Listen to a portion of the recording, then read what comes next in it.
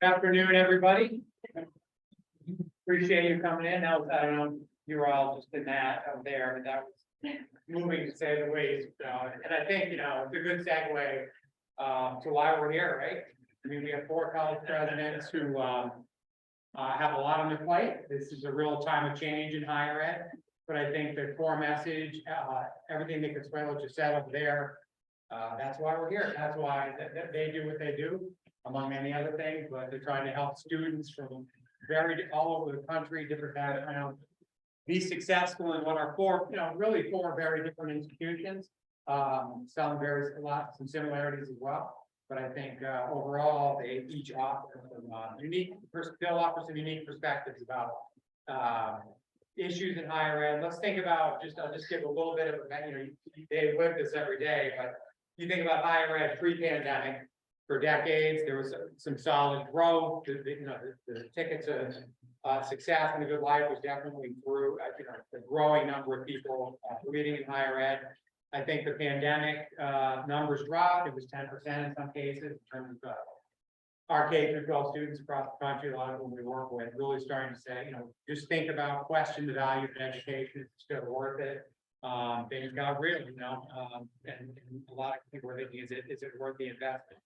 I'm going to do a brief introduction after I talk about a few of those kind of headwinds, inflation, fluctuations in the job market, population shifts. Things got shifted. It became a virtual world really quickly. Some institutions were more prepared than others. Some have embraced it. I've had interesting conversations with a few of you about the effects of virtual learning and how that might play into the whole big picture. I want to keep it conversational, and they're gonna talk a little bit about their own institutions and how they're sort of addressing these issues and how students, families, parents can sort of prepare for this new frontier in higher education, which is the title of this session. My name is John Rydell. I'm Director of Communications and Online Content and Mission Program work in schools in Texas, California now, and upstate New York and Vermont. So I will turn it over, but I do want to thank the 4 panelists for taking the time to come here. Arwinder Graywell, maybe one of the more difficult tasks is doing some merging of 3 universities in Vermont. Previously, 2 of them had Linden State and Johnson State merged into one, and now it's Vermont State University with Castleton and Vermont Technical College, all put under that umbrella. He has experience in this. He's done a similar thing in Texas, so he knows what he's doing. He's been around Ohio State, Tennessee. So he can. We have a collective of about 100 years of experience here at the table. I'm dating you, but it's not just higher ed, but in private sector as well. Ton of research on this panel. The resumes, the CVs are phenomenal, but I know. It's a lot different, heavy as the other word crown. We've got a lot on the place, but and then Nicholas on Bull, we talked that Paul Smith. He was at Southern New Hampshire for a long time during that real change of them becoming a leader in virtual education. So again, among other things that he's done, he brings a lot to the table here. Mark Christensen. We have 3 new presidents here, by the way. So they're all, but they've been in higher ed, they've been around the horn, right? But this is, exciting to hear because they're starting fresh at a new place with new vision that we're looking forward to really hear about. And Christine got to do herself, for a long time. This would be the veteran president here, I believe, ran 12 years, and it has, it's already led the institution through changes within that time, through the enrollment. And now it's a new era, and I know she had plans for all the students there and the institution. So I'll turn it over to Mr. Farmer. If you could just kind of give a little background on yourself and kind of where your institution, where you see it at. Thank you very much. You can hear me okay in that? Right. So for the Graywahl, I'm the outgoing president for Vermont State University. As Ron mentioned, the Vermont State University does not exist as of today. It will start in July 2023. So today I serve as president of 2 different universities, Castleton University, Northern Vermont University, and Vermont Technical College. All these universities will come together in July before the new release. So I get really very brief background as to what happened. Due to basically demographic shifts, enrollment has been declining at all three institutions for about 10 years. In fact, Northern Vermont University was formed in 2015 by combining Linden College and Johnson College. So there are actually 4 institutions that are coming together to form this university. Because of that, and then hit pandemic. Due to that, the chancellor of the system proposed that we need to close some of these or maybe all of these campuses because we could not take any longer deficit. But that was not received well by the communities where these campuses existed, and most of these were in rural areas.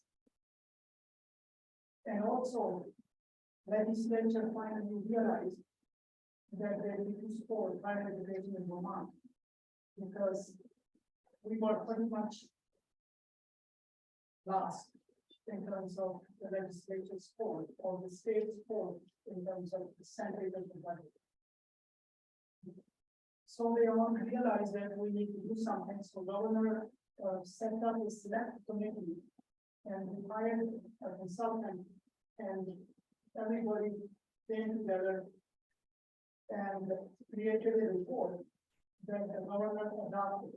And that select committee report outlined how this new university would be formed by combining these different universities, reducing education costs, but also building it as a more efficient organization and broadening access to different kinds of students. As you know, all of the universities were residential universities. So they catered to a particular demographic, mostly high school students coming in, but few non-traditional students who are able to live on campus, put their job in whether and stay living. So the new university is now being formed. It has 3 top priorities.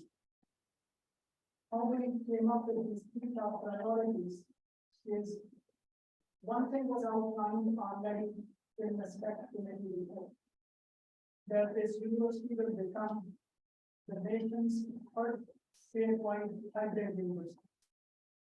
That means it will offer classes of all campuses that students will take using an in-person class system.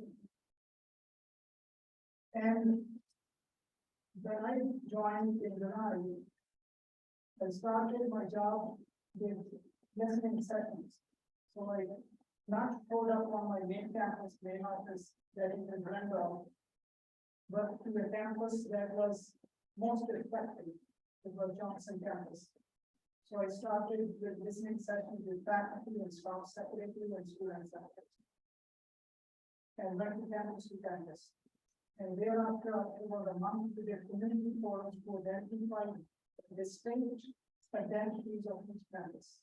Why a particular campus should be attractive to a student and what the faculty and staff feel about it. Based on all that, we identified 3 top priorities of the institution.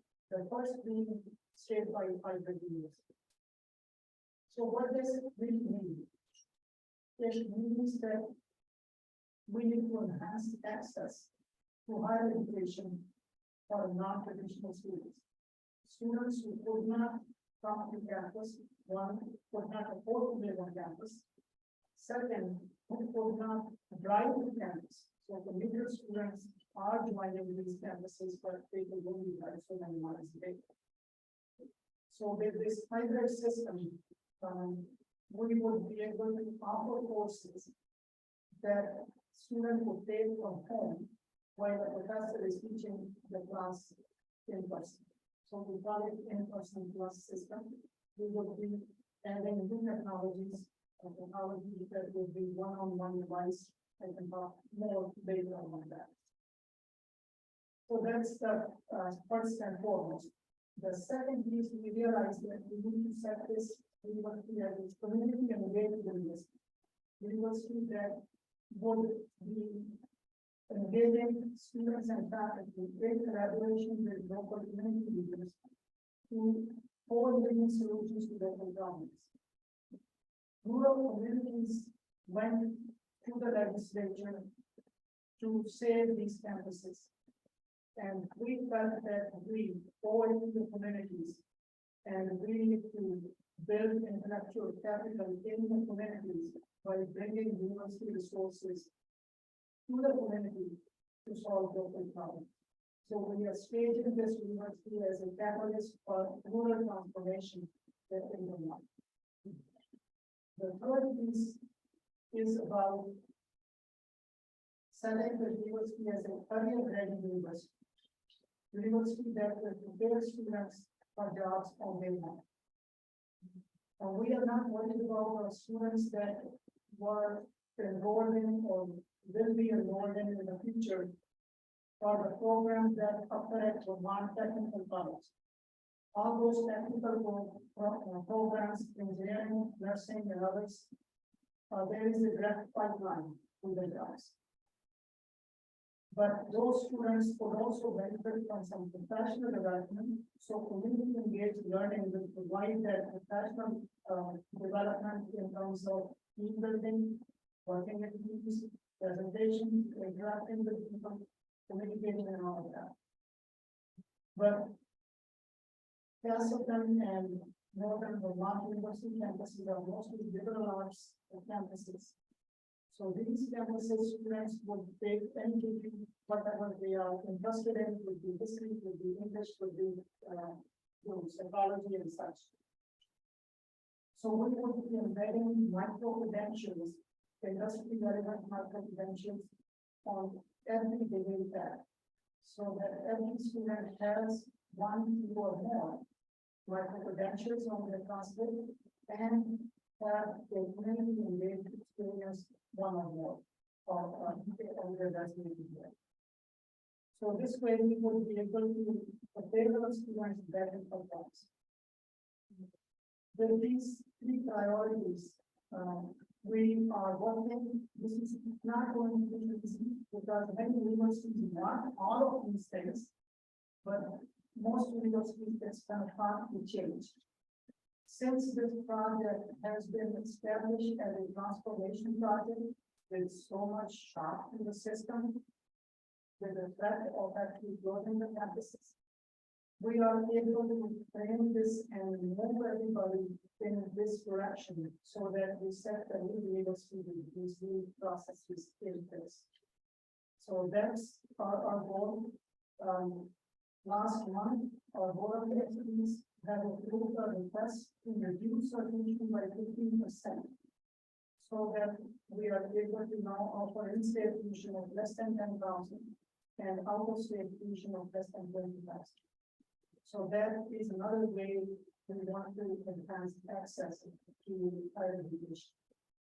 I would leave it at that for now so that everyone has a chance, and when you ask any questions, you can elaborate on different aspects of Thank you. I'm Nicholas Temple. I'm with Boston College. I am a foreigner. I did my undergraduate education in Canada and Scotland. I came to the United States to go to graduate school. And the striking thing about the higher education system in the United States is that our education system is an ecosystem of kinds of colleges. Back in Canada, basically, every college tries to be the University of Toronto. About 3 of them succeed, and the rest are really, really bad versions of the University of Toronto. Whereas in this country, we have full-on research universities, we have places that only teach undergraduates, we have many different kinds of institutions. And I think that's a part of the reason that internationally U.S. higher ed is so much appreciated. As has already been mentioned, we're in a really, really challenging environment for higher education. The demographics are against us right now in the Northeast. Families have moved south and west, and their kids go to college in those parts of the world. If I was running college on the Texas border or in North Carolina, I would have a very different set of problems than I do here in the Northeast. So we've had a couple hundred years of building colleges here, and now there's just not enough people really to support them. The cultural winds are blowing against higher education right now for a complex set of reasons, which aren't really part of this discussion, but are worth more thought. And also there is, I think, more legitimately a concern about the value of higher ed. What do you really get out of it? And this is also complicated because historically, back in the day, US higher ed existed to replicate social class and to keep the ruling class in place. From World War II until, I don't know, 10, 20 years ago, it was really a vehicle for people who were outside the middle class to move into it. And now we are not quite sure what it is yet. And certainly there are sections of society that are not well served by our current educational system. So as I said, I work at Paul Smith College. We are the only four-year college within the Adirondack Park. Our focus is very much on experiential learning and giving students a lot of educational and other support in a small college environment. I suspect this is mine is the only college in America with the two biggest programs in fish and wildlife and natural resources conservation. Essentially, I get students who do not want to have a job where they sit at a computer or indoors all day. They want a job where they can work outdoors and still be economically successful. So Paul Smith's is a private residential college, or as people in my sector sometimes say, an independent college. And these are really complex systems to lose money. It is borderline impossible to actually collect enough money off each student and their family to make the school viable. And so the challenge, you might get money from the state, you might have rich donors, etc. We are actually exploring a new route. We are being taken over by a much larger nonprofit, which is not in the education sector. And so we'll continue as essentially the higher ed arm of a different kind of organization.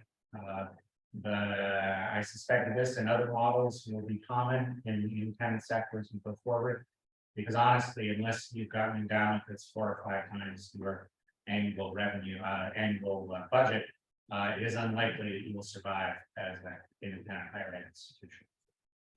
Thank you. Hi, Mark Christensen, Clarkson University up in Potsdam, New York. I started on July 1st, so the 3 of us don't come anywhere near to 1 year of service period. One of your 10, but why make a move to Clarkson?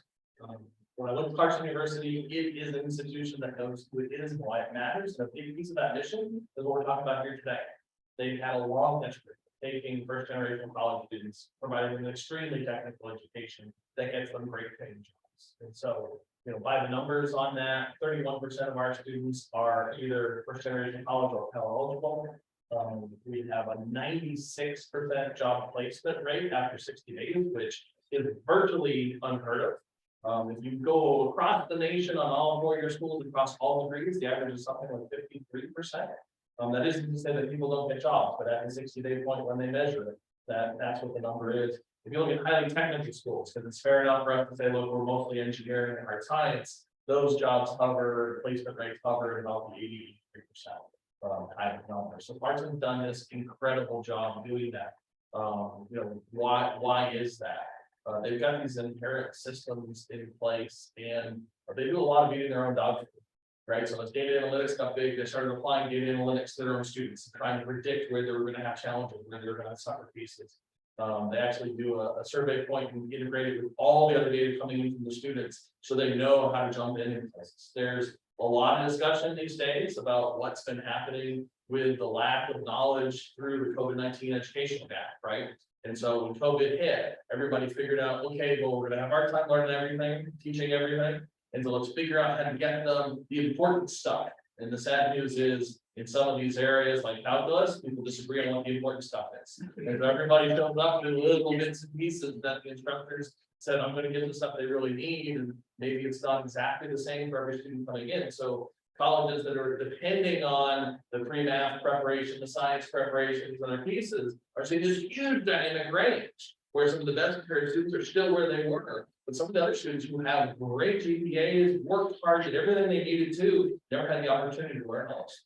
And so one of my proudest moments, I walk around campus in the morning, I talk to people in the hallways, and I bumped into the chair of the math department. I asked him how things are going. He was explaining this to me, but more than just telling me that there's this challenge, he called up the other intro professors. So he was talking to not only his calculus professors, but the physics professors, the chemistry professors, the other folks around campus, and they had started a group to address this. And so they do their challenge, trying to get that large dynamic range and get everybody ready for that next hurdle. And so when I went through, I literally had, I don't know if anybody in here had technical education, I literally had the university president look out in the crowd and say, look left, look right, those people won't be there when you finish, right? Today, I have a parry to that. I tell the students, look left, look right, they're gonna be there, and you know why they're gonna be there? Because they're gonna take advantage of all of the systems that we have in place to help you. Our goal is to get everybody across that stage in 4 years with a great job. Right? It no longer is a readout program. You don't have this. If you have an aptitude for math and science, we want you to come to us because the world needs those kind of problem solvers who will tackle the kind of things that we have. If you have students out there that show an aptitude in this, send them our way. We would love to have them. In it, I think you need a cheater decoder brain, particularly for first generational college. So, I was listening to a podcast, the campus tour has been canceled. Anybody hear that one? Right, so there's a piece of it, they're talking about the impact of not evaluating standardized test scores. And how it was going to change the mix of students in the preparation at certain universities. And they used the state of Texas as an example. At that time, I was a private institution in Texas, and so it caught my attention.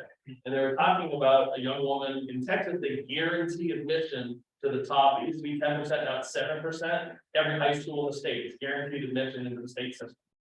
And so whether your SAT scores were what they wanted them to be or not, you're one of their students, and they find a way to make you successful.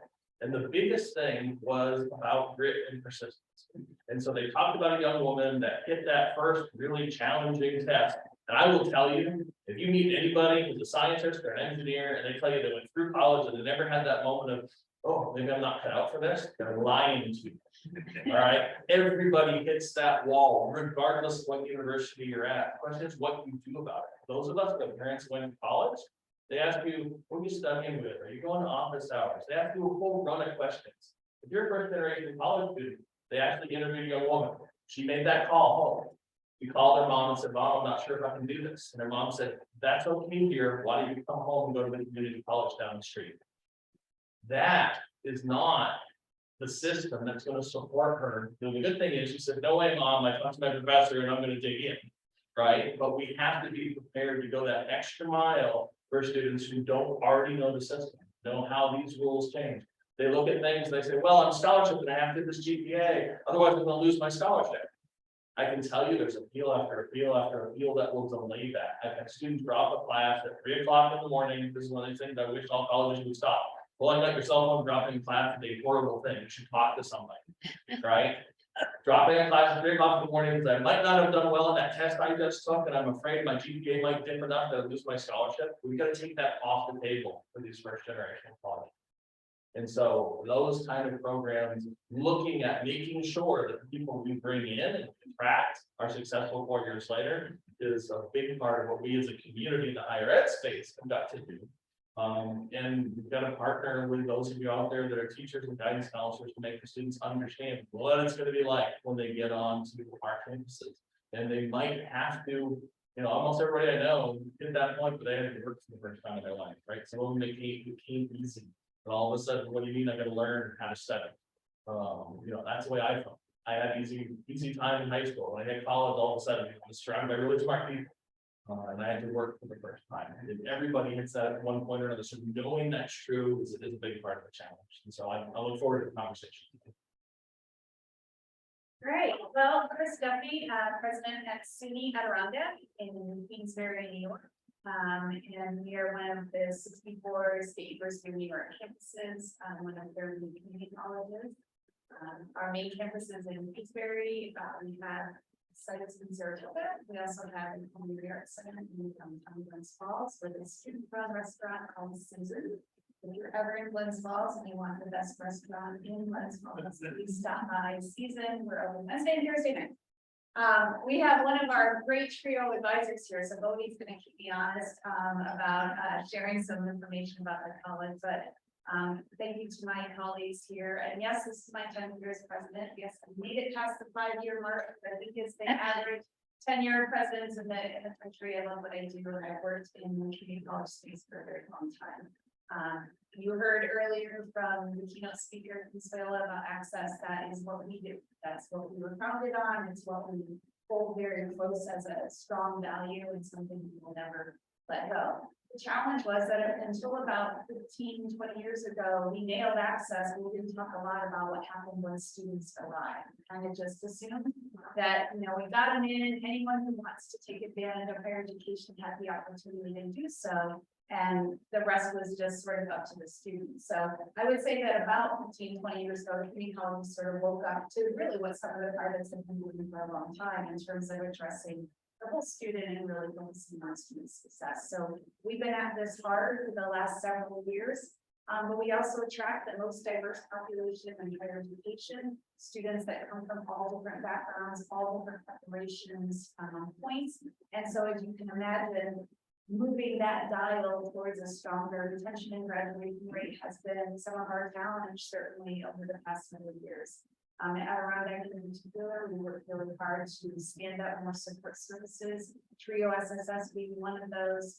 We've been grant hungry for several years to be able to scale up our support systems for students, and the results are showing. We increased our graduation rates by more than 15%. Our retention rates are up. More students, especially our Pell students, and more students are successful than before. Doesn't mean we're done. It's a lot of work, as we know, and of course the pandemic just sort of exasperated every issue that we already knew about our students. For those of you who are working with students in K through 12, when that talk to you, this is a really difficult time, and times where it's already been difficult in our education system. So thank you for all that you did to move our students through. Of course, we experienced the same challenges, but I think out of it, we became a little bit smarter about what we could do. Things that we never thought we could do that kind of, I can never do that, we can never do that. Of course, we did, we had to do it out of necessity, but out of that, I think we learned a lot about ourselves as an institution, about our faculty and what we were capable of being able to do, and what our students wanted. Which was flexibility. Having the flexibility in their lives means that we have to change the way we think about delivery of our education.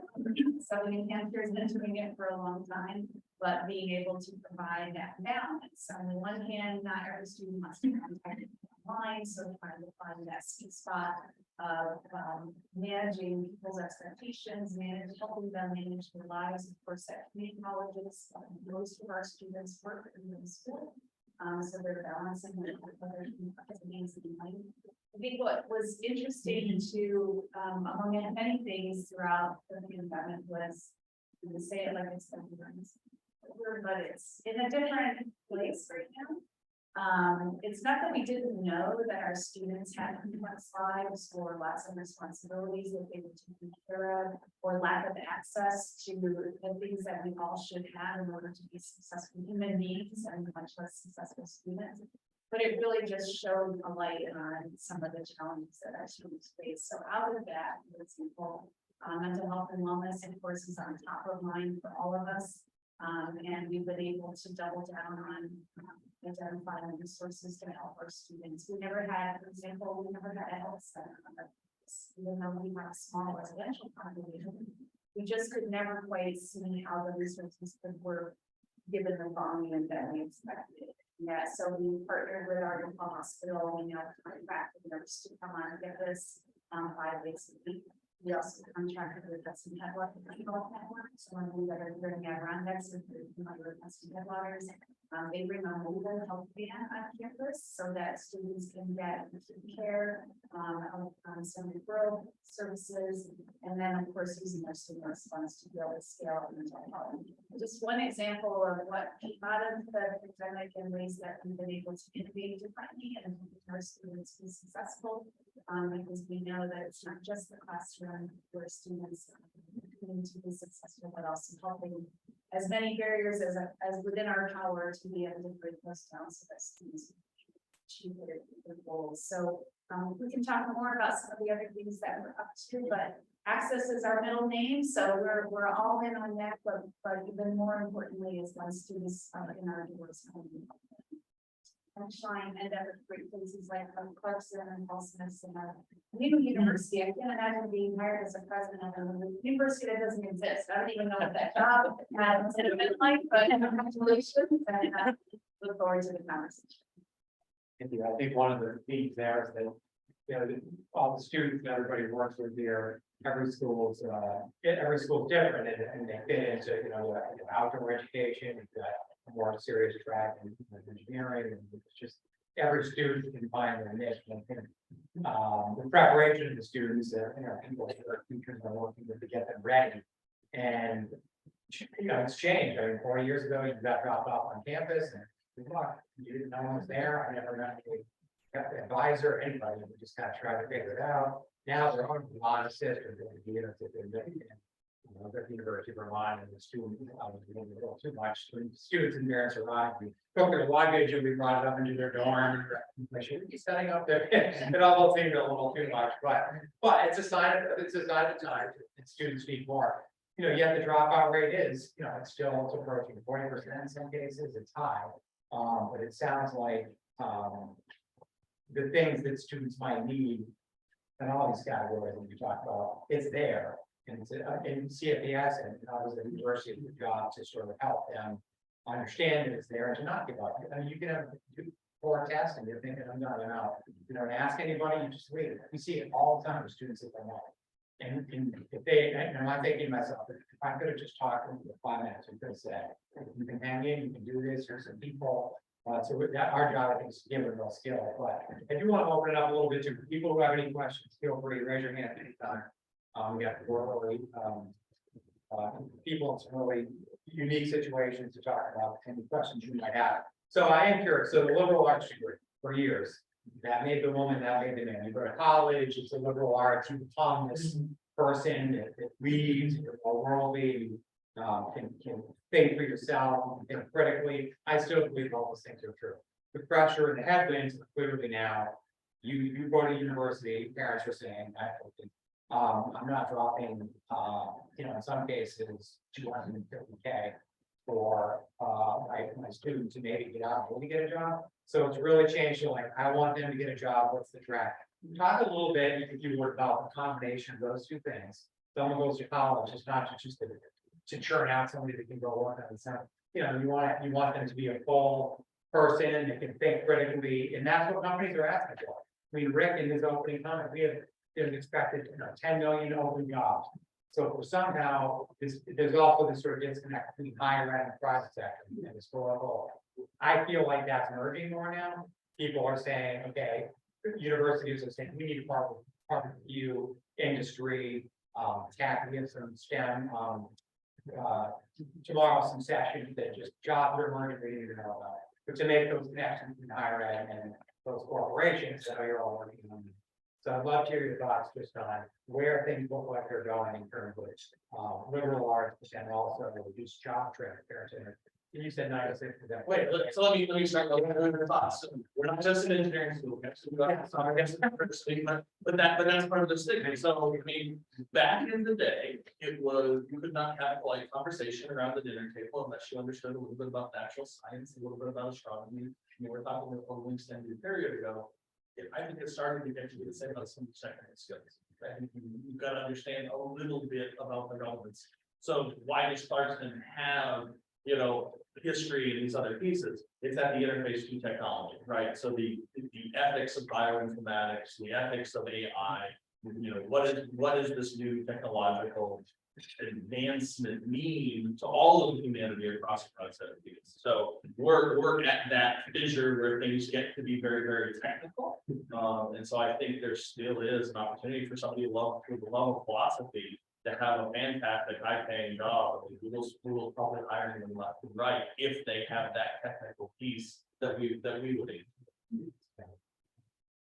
I think higher ed failed in being able to make that connection for people. We made the assumption that especially first generation students, but really any student is going to make that, and parents going to make the connection that, you know, 60 credits in general education, 12 credits distributed in English and so on, means something, and we haven't done a good job of being able to make that connection of educating the whole person. I think we're just starting to get better at it now, at a time when higher education expense has become almost unattainable. So as much as we all are excited about access, when you look at the data, the number of students actually going to college has not really changed much in the last several years. And that tells us something. So I think that we have failed a bit on our end in higher education about being able to make that connection. And, you know, I was interested about every student having a micro credential within their liberal arts. And we have to be able to do a better job of getting our employers to admit that they are looking for people that can communicate well, can learn how to problem solve and critically think, but make it tangible for people. And I don't think we're quite there yet, which is why I think a lot of families struggle with the idea of what am I paying for? All I hear from my child is, this is so boring. I don't really know why I'm here. The students don't have a purpose in their higher education unless they will leave. And it's incumbent upon us to do a better job of helping them identify for that student what the purpose is, so that if you're taking a philosophy course, helping your faculty to be able to make a connection to how this is relevant in the world, whether it's business ethics and, you know, cyber ethics, whatever that is. So I do think that we have a problem. I think it's solvable, but it takes a little bit of a different narrative than what we have traditionally relied on, which is, this is good for you, just take it. Those days are over. The price point in and of itself made those days over, but I think it's time that people challenge us a little bit and say, well, what is this really mean?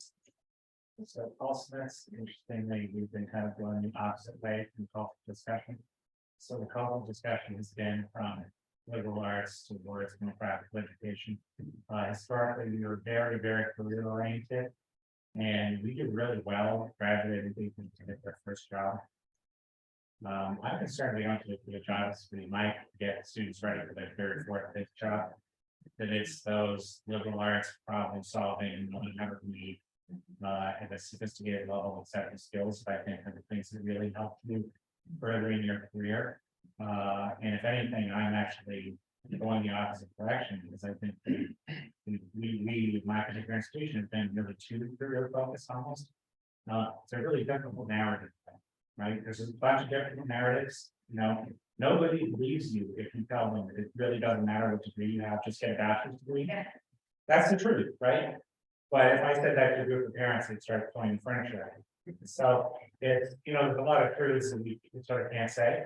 But I think in the dynamic of my institution, I'm actually thinking I gotta do more of that to prepare my students for when they're 35 and 45, as opposed to when they're 22, and actually do pretty good job in the first half. So, in my case, we are actually a laboratory, but exactly what's going on, what has been described here. Because we are working in highly technical colleges, non-technical colleges, that has a job placement rate of 100%. And is the return on investment is among the top 3 in the nation. And then I have liberal arts institutions. All we are going to be together. So we've been discussing how to repackage general ed curriculum so that it's across the university market. Lots of discussions, lots of faculty time in this. very hard discussion. So we are about to pass it, but with lots of pressure and lots of background. That said, we come up to the point that you highlighted exactly correctly, that we have to make these connections. So a general ed curriculum is going to be about connections curriculum. And students will be required from day one, even before they start up, they have to get a portfolio in which they will be required to kind of make notes as they progress. And every seminar that will be focused on this will reinforce their learning moving forward. So it will be three-step process in addition to the breadth of the courses and all that. So that's all we are coming together. So faculty from these highly technical fields versus totally liberal arts that even being workforce is a bad word. I can say that in front of my faculty because I have it in writing from them. Workforce would be the outcome. Let's just keep these people, whatever they want to learn, and job will be the outcome of whatever happens. But that's not many people are looking for. For job, now big companies like Google, Nvidia, they are offering these certificates and telling us that we don't need a degree, just take this certificate. Unfortunate thing is that some people cannot even succeed in that certificate because it's mostly online on your own basis, somewhere online. So for us, if we can prepare our students to get that certificate, we succeed. So that's kind of not a partnership, but yes, leveraging, prepare our students to be able to be successful. And we putting in the micro-credential so that they are spread out throughout. When I say micro-credential, it would be technical in nature. It would be non-technical in nature. Like having entrepreneurship. A liberal arts, a fine arts student having introduction to entrepreneurship prepares them for their own job, like maybe start their own business. Similarly, an engineering student, could start their own company based on their capstone project in which they discover a new product. So those kinds of connections we need to make. And also the nature of what is changing so fast.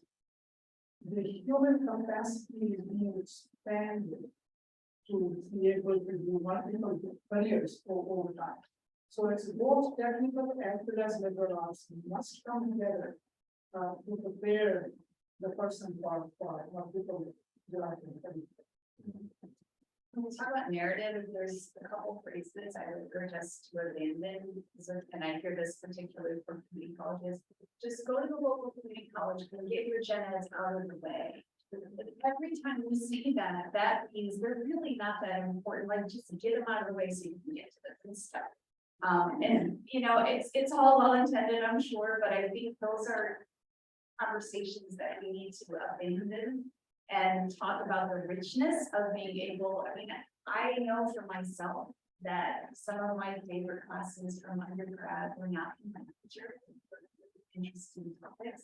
And it's hard for parents sometimes to see that, that are not maybe as into the education, but that whole get them out of the way. I went to my community college in the summer to get some of those courses out of the way, and that's just narrative that we need to. Some of it for the first gen decoder ring, we're throwing terms around. And if you're not familiar with that, a lot of the websites do a better job these days, they can see you to understand, but listed tuition price. What matters is what you're gonna actually pay to go, which means you gotta know what the discount is, and you've got to know what it's actually gonna cost you. So my advice to everybody looking at this, fill out those financial aid forms, follow through with the university to find out what their final best offer is to you before you start reading things out. Because people will look and say, oh, I can never afford to go there. And the reality is you can afford it in spades because it may be every school you're looking at, it's going to be the same. And so then you want to be thinking on different things than just what it's tuition. Yeah, I mean, I can jump in there, because that cost is by far number one for every student, so they can't go. And again, and we try and do a good job at it, we need to do better, as does everybody. You're right, the sticker shock is crazy, but they have no idea its cost after a aid, and that's often half, a quarter, I mean, it's way lower. I'm just curious, a couple other issues, that we talked a little bit about cost, but I'm just curious, people here, raise your hand, if you're from sort of rural, more of a rural area, just. Okay. Can I speak to that? Sure. I provide scholarships for students for thousands and thousands of dollars. I think for me, the elephant in the room is not tuition. It's the cost of room and board. Sure. And it's quite as much as put in and board. And my students that are rural areas, don't have the option to they have to go. And that's the killer for a lot of them. It's not so tuition. Our college is covered the tuition. You like to cover it and you cover who's more so who's important. You can't really all that. I just, Yeah. I've been listening to that conversation. I think that's something that is not been addressed across the board. No, So room and board is the elephant in one corner of the room. The other elephant is, do you get it done in 4 years? Far too many students take more than 4 years to get done, which is why my inauguration, I laid out a quarter some budgets, like every student's gonna have a path to get done in 4 years and have a work experience during that time. Those things will get them out the door. That money you're gonna make as a college grad in that 5th year, get the discount rates we're talking about, wipes out a huge portion of any debt you may have taken on for college. But if you're not accounting for room and board, and if you're taking, 9-10 semesters to finish, it totally changes the analysis. And so understanding how that looks is critical, and it's something that can get sort of stuff down into the fine print far too long. And what's going to hybrid education is taking the forward. We have a community college in our system, Vermont State University, and community college of Vermont will be just two institutions in the system moving forward. The community college lists online section and the in-person section. 60% of their courses are now online. Because students don't want to come to the in-person conference. And for those students, many non-traditional working or doing something else. And still wanting to pursue their dream. And that's where we can help. And having, hybrid systems, some of those online things, for labs and such, don't work, right? So bring it, package it, be flexible. Offer labs, which over the weekend. And kind of, we have to be more flexible to cater to everyone's needs. Rather than, okay, we are here, come, push your job, pay 12,000, 15,000 to stay on campus and say, no, we have to open the door, so that more and more people can be successful. And there, cost, and when you think about organizations like yours and others that give, really support students, we run that, he's kind of a scholarship. He worked with the school in Florida, and they formed a ball. The ball was just, it was to find scholarships. It was incredible. Most of the kids ended up paying nothing, just because they identified all the scholarships. Took 2 years to get it running, we would get it up. And get the money out there, but it's a Byzantine process. I mean, I myself, I have my own kids, just going on fast, they're trying to figure out, what's available, what's not, and I work in the industry. It's something we need to really focus on for sure. The reason I asked about the rural piece is, I was always under the impression that students from inner city, that's struggle the most to go to college. I was kind of fascinated by that topic. Fact is, the numbers are students from rural communities go less than suburban or urban, and that's wrong. Did a study on it, spent time, like in Vermont, for example, we went out to a rural school up there in Water. We had, there was probably 100 kids in class, and 42% were going to college. But we figured out there was this middle group, just 15, 20 kids. If we could just spend time with them, explain it to them, and they went.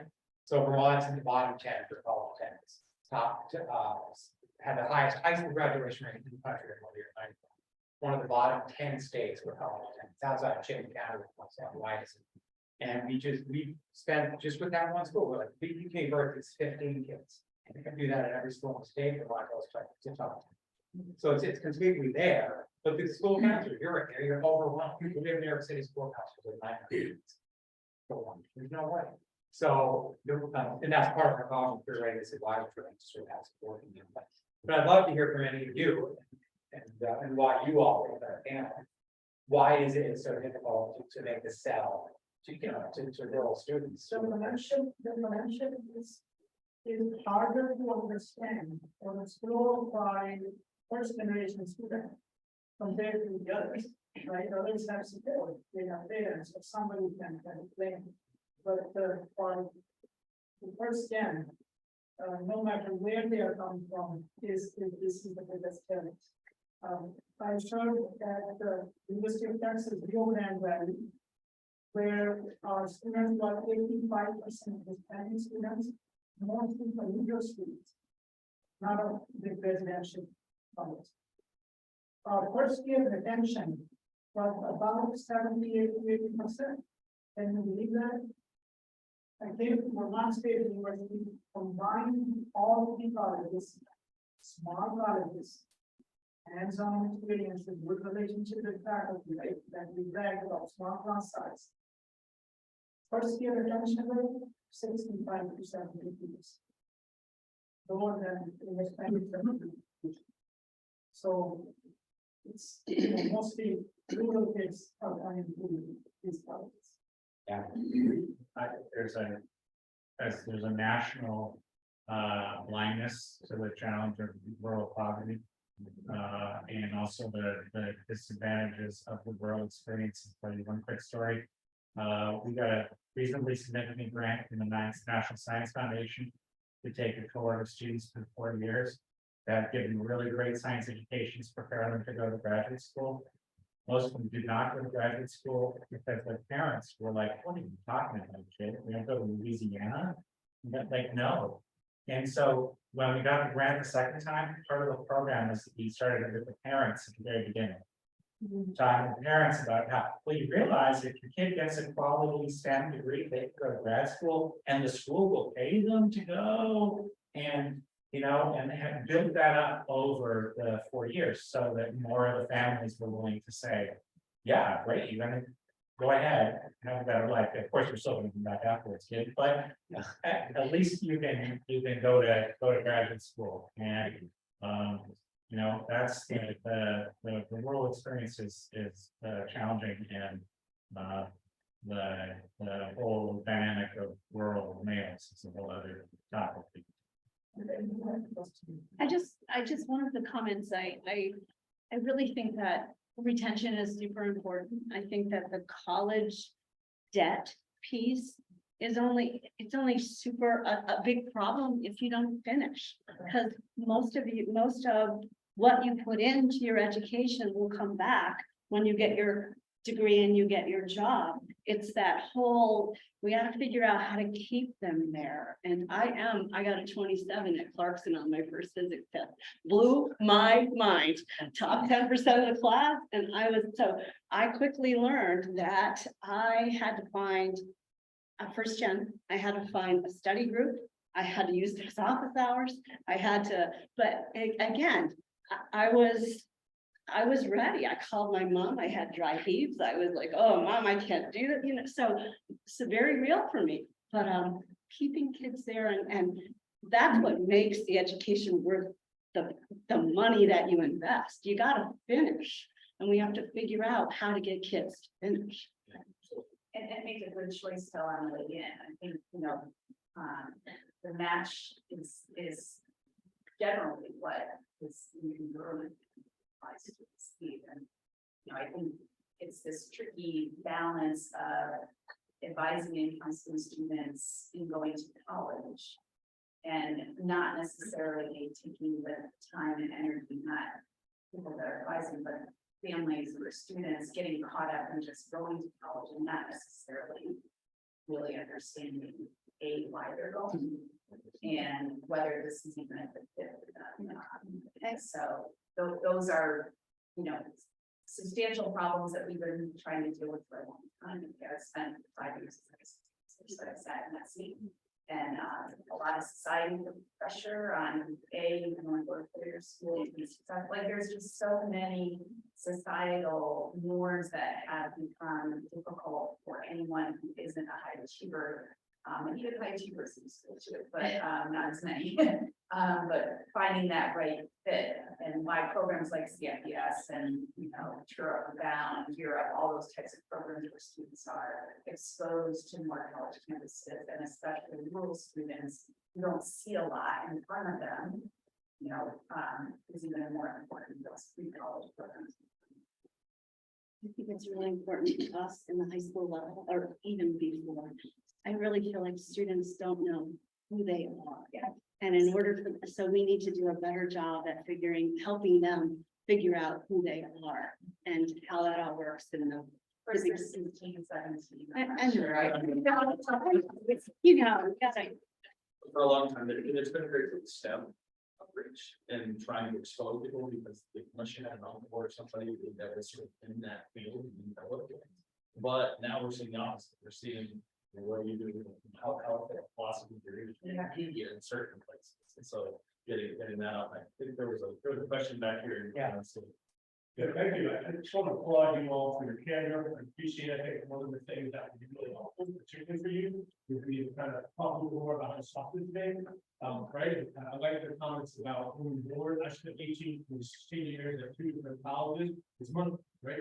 Moving forward helps financially, helps the college balance its money. Here, it's not mission driven. That's why students are forced to stay on campus. That's the knowledge and sense.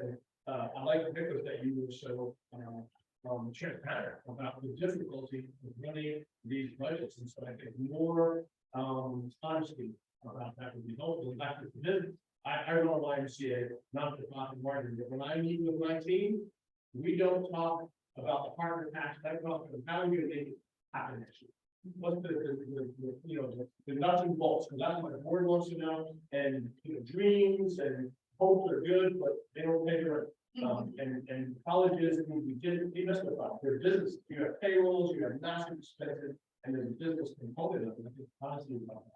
And then the second thing, at this conference, I think the biggest, one of the biggest disservices we do to our youth is to be businesses. They know, and this conversation about 4-year college, how important it is, who goes, I think they get 1,000 different messages. We're in the same place, the same person, okay, this is the kid, you have to go, a bachelor's is important, and then this other group of kids, trades, or the trade school gets a certificate, like, what's the message? Because the kids here also, they're like, they come to 5 different people, we're gonna have 5 different messages, from the adults that I, respect, and I'm 16, well, all I know is, it seems like it's a pretty big decision, and I'm getting a lot of this message. Yeah, it's a great point. You are right. I think Melissa's point about the diversity of higher education in the United States has made it more difficult to kind of weed through and find the match. And just go back to the match. I think if we did a better job of helping students see there are multiple pathways to get to somewhere that you'll be happy. And I know that's like pie in the sky when you're trying to write a check for tuition, but ultimately you want to find something that's going to make you happy otherwise. And I always say to students, like, you know, a relative that hates their job, and all of them can say that. And so, I agree. We also come from our own bias, right? Like if I'm walking in a room like, oh, start at community college, but I don't think that's really a fair thing to say. I think it really is based on where the student is at the moment, where they found themselves or not, and acknowledging that there are multiple ways to be successful. I think we just too often our country has tied success and I'm to a bachelor's degree, and that's just not true. They see it. Google hires people without them, and then of course everyone names off or someone's been like, well, you got into Harvard, but it's okay. So I do think we have to talk about success as being an individual part of it, that there are multiple ways to achieve success. And you may have to take multiple steps to get there. You're right, I mean, we have to do a better job of helping the students explore what's best for them. Not what looks good on, you know, a high school profile, looks good for the realtor in town that can brag about the school district. We all just have to acknowledge that the backyard barbecue does also kind of drive the conversation is what parent wants to, my child got into the local community hall, like, that's just the reality, and we have to do a better job. I love seeing where those seats and other entities have started doing signing days for careers, signing days for things other than just sports.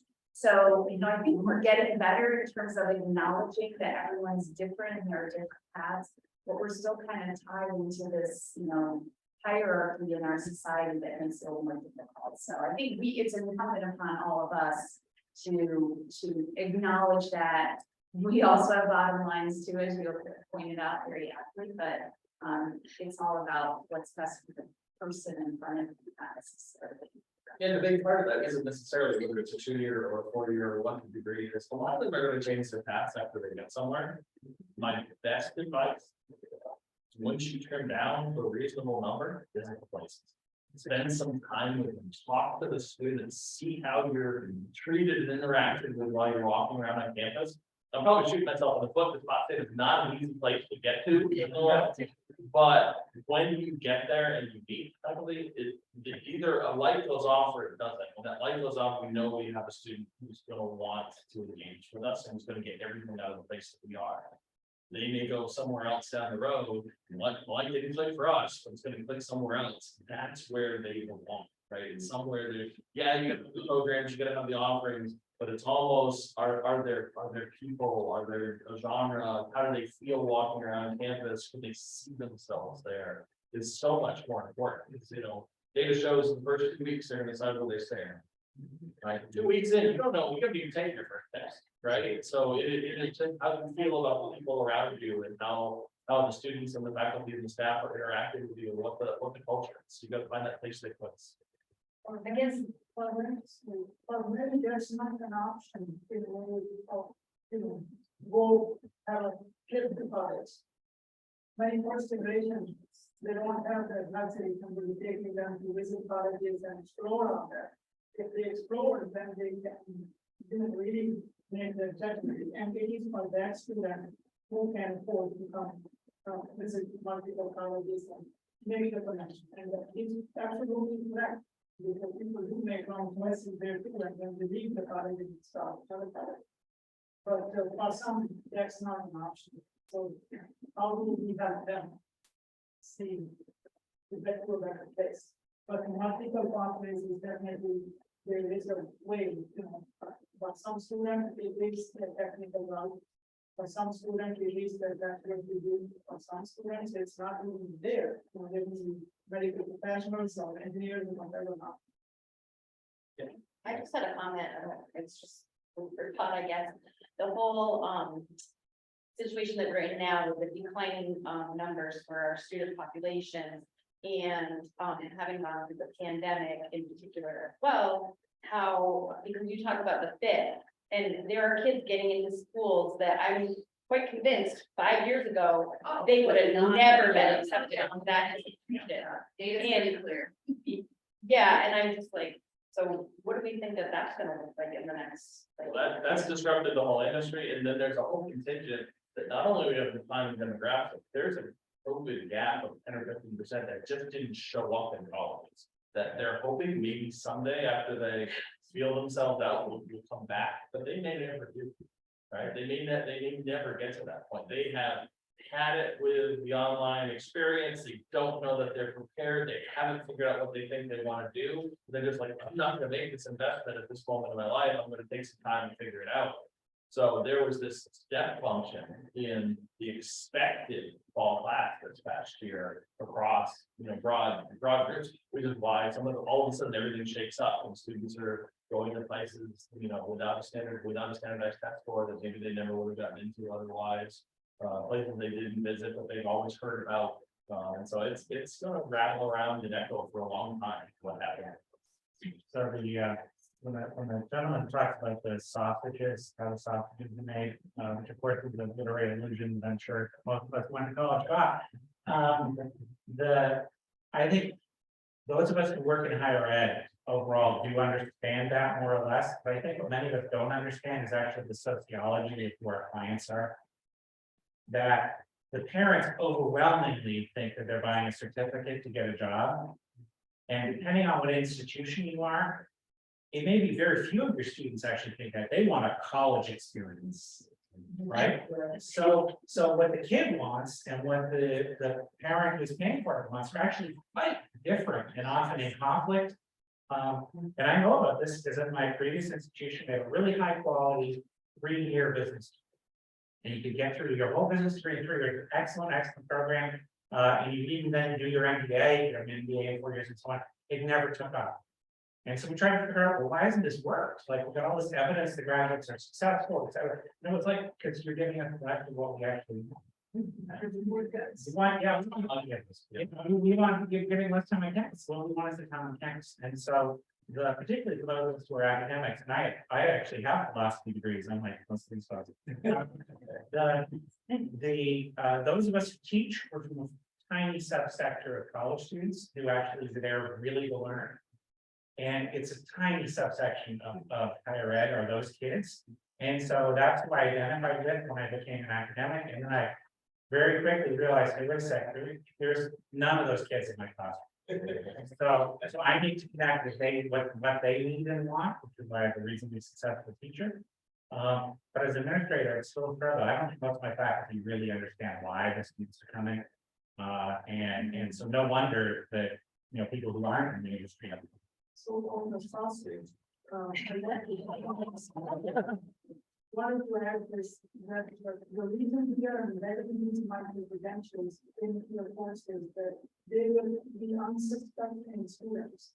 They will not be suspecting that they will be studying something like this. But it will happen in a course that, critical science, we have quantitative analysis introduced. Something that they were not they would not go to that kind of field, but now they got a little nugget of that. And we are taking upon us to prepare their student, although they did not choose to go there, right? Because in my 4th year, they're going to realize, okay, there's no job alignment in my major, what I'm going to do. So we will give them something on the way so that, who knows, maybe an interested work. And they might say, okay, I'm not really do it, I'm going to take even more on this. The other battle that happens in higher ed that micro-credentials is at least addressing on our campus is the fact that faculty for a long time has said, well, here's the knowledge base you need to know, here's how you need to learn, here's how you need to think critically. And that's not the skill that industry wants on day one. They would often be happier if there was a tool or there was something they were putting out of the gate that maybe the person wouldn't be trained for 2 years later when that tool expires. And so industry really wants to have these other skill sets. There's no room in the curriculum because nobody wants to add extra time to the college degree or more credit hours. And so we're not going to throw overboard what have been the fundamentals of what a college education is for so long. And so your students' micro-credentials show up as a way to say, great, you learned all this, well, this company is interested in these pieces, and you can go pick those up bite-sized, and all of a sudden now it's a resume and an answer when they're looking for that job, and they say, oh, look, you took all those micro-credentials associated with my industry, that's fantastic. So it's a way to sort of meet the need without putting any other additional stuff in that core curriculum and driving the college experience to be more credit hours or longer or more costly. We'll all speak to the fact that we came up in our introduction about young men in higher education. Are there strategies that they're thinking about or So I was honors director in my previous job. At that institution, it was about 50% now female. And when I started my honors program, it was 13 women and 1 man. So I put a ton of work into recruiting some men, which I think was totally appropriate. My current institution was 65% men. The downside of which is they don't retain as well. So you're handicapping yourself by that, but we're 65% male because we largely through inattention rather than intention, we largely serve the rural male clientele, that it's a place they can feel comfortable, it's the kind of careers they want. We have an armory on campus. They can go hunting on a weekend and meet their rifle on our campus, so we suit that population. I mean, but even then, it's challenging when you go to institutions, sometimes it's kind of designed for them. Almost all higher ed is not designed for the rural male student, right? So I think it's a problem across the board, and I don't think thinking of these 2.9 is a solution at all, right? But it is a small component. So I was in even an engineering school, which is traditionally a very male dominated field. We were nearly 40% women, which was exceptional, or more than twice the national average. How it happened was a call to action of being able to go solve real problems in the world, and a call to action around leadership and most of each other in the world. It started as dean and met with all of the student president, vice president, secretary, treasurer of all the student orgs. 30 people in the room, only 2 guys. Maybe just all of the graduate mechanical engineering program. Fast forward to Clarkson, we're about 80%. And so we've got to continue on that part too. I always used to worry that the men, we were losing the men to video games, and the women were going up making a difference in the world, being leaders in all of the different organizations they were. So they were better prepared, they were better ready for college preparedness. I feel like we need to go back into the earlier years and start to expose the young men to the big problems of the world and ask them to step up and engage with it. And it's very gender stereotypical, but the gaming medical, a lot of hours of spent computer gaming, where many of the young women are doing different things that are more aligned with traditional values in higher ed and where the world's going to be in the organization. And this has been a crisis in the making for quite some time.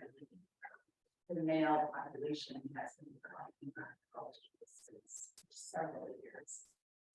And not sure we've done a great job of disaggregating our data to really understand what it is. Many institutions that are focusing in more on our benefit, just unfortunately, that is still.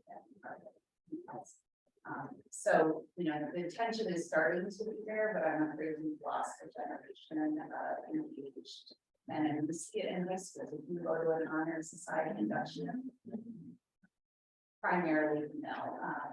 So this has been going on for quite some time. There's never one answer to it, of course.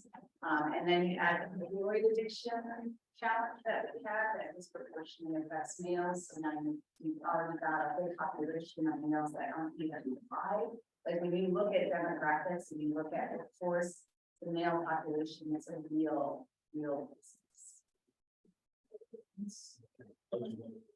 Sorry, so I'm an administrator at a middle school, and I guess some of the things that you folks had mentioned, but what kind of skills, both hard and soft, like do our kids need to have in order to be, because I work with a really high immigrant population, so a lot of first generation college students would come from my campus, but what kind of skills, both hard and soft, would they really need to be successful in higher ed? So I was talking at a department head national conference on the future of their curriculum.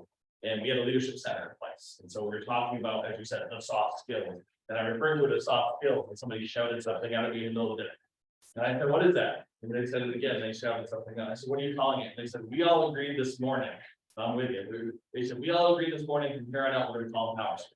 Because there's nothing soft about them. They're incredibly important. So written communication, oral communication, influencing others, being able to make a case, giving that 30-second elevator pitch, those are all incredibly important. And to get on my other soapbox for just a second, if students fall off the track in middle school math, they've cut off an entire population of careers they will never have access to. Any way you can keep them on track so that when they hit high school, they still have a chance to decide, yeah, I might want to go through calculus because I want to be a scientist, I want to be an engineer, I want to be a plethora of other pieces. the technical STEM job gap in this country starts between 6th and 8th grade when they decide they don't want to stay in that math gap. Keep 'em in it. Anyhow, I don't know. Either control them, make it, they can find some way so they can defer that decision until they're ready to make it. If you're making a decision in 7th grade, that's gonna impact the spectrum of jobs you could have for the rest of your life. Anything we can do to keep that opportunity open, please. Resilience. I mean, the ability to fail and get back up again. On the one hand, I feel like this generation, I hate to be generational, but this generation has had so much trauma thrown at them that I understand not being resilient, and they're probably more resilient than I can give them credit for. But in academics, you know, it goes back to, I failed the test, I'm a failure, versus I failed the test, I just gotta work different, you know. That kind of skill, and especially in middle school where everyone's feeling crappy about themselves, to begin with, you know, that self-confidence. And, you know, that I can do this, and, you know, that's a soft skill, but it's certainly one that, will make or break us.